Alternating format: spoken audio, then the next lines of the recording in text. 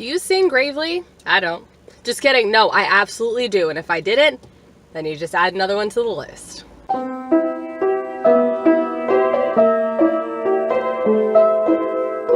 Hello, this is April Grace coming to you again. Another day. And guys, let's be real serious right now and just talk about mortal sin. Mortal sin is a sin committed that involves grave matter, something very serious, full knowledge, you know that is bad and why, and full consent. So you choose to take part of that. Yeah, it's a big deal. But that's what we have confession for. Confession absolves us from our mortal sin, and it repairs and restores our direct connection and communion with God. Now, being in a state of mortal sin does not mean that God doesn't love you, that you can't ever redeem yourself, or that you're a terrible, horrible person and no one should ever be around you ever again. If you think that, you are wrong. Those are lies told by the king of lies himself, Satan. They're not true. God has condemned Satan and all the lies and untruths that he tells.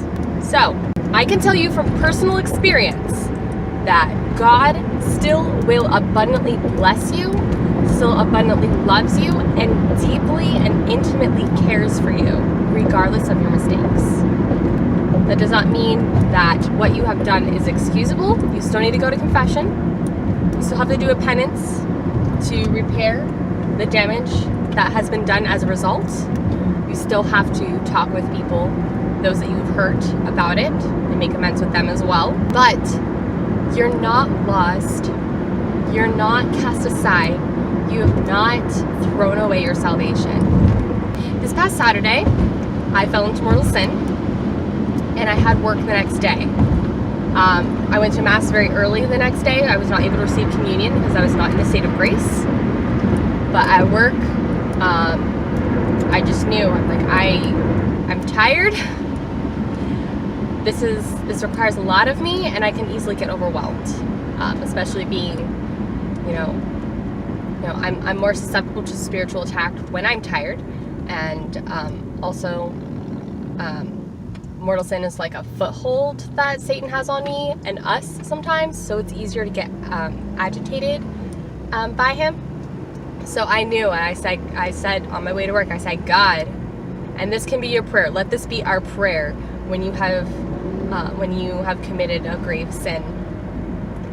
God, I have sinned against you, whom I should love above all things. I still believe in your promises. I still believe that through your grace and forgiveness, you can blot away my sin.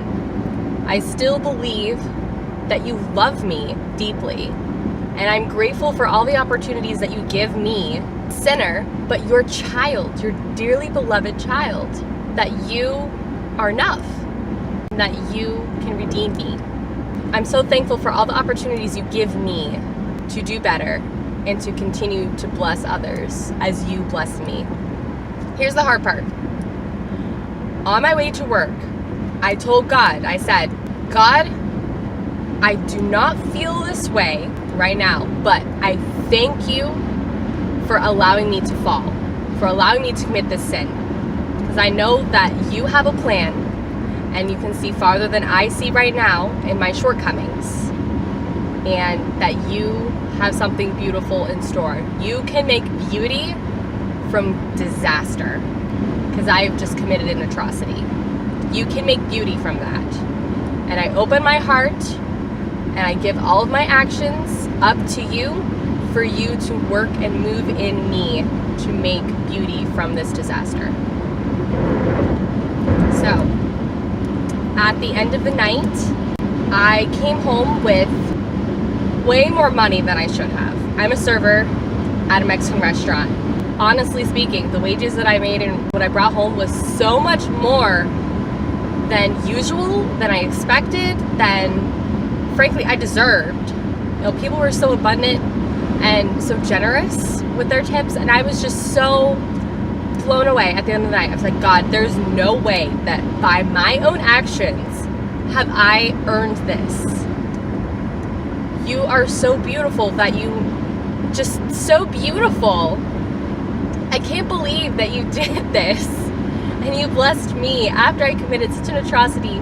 And this time, God, I really, truly believe that I am thankful that you allowed me to sin mortally, because you have shown your glory where I have fallen short. So I urge you today to open your heart to God and ask Him to bless you in His abundant love and mercy, to show you how you are still and always will be, ever will be, a beloved child of Christ. Ask Him to fill your heart, to open your soul to His goodness and mercy and blessings, because He will. Absolutely will. And it will be in a way that you would not imagine possible. God works in ways that we don't expect. So don't expect anything. Just receive. Just receive. I pray that this gives you hope, because God uses people's stories to touch other people's lives and change them. And I pray that today is one of them for you, because you're not alone. You are so loved, and anyone or anything that tells you otherwise is lying to you. You are so precious, and you need to know and believe it. And if not, God will help you do that.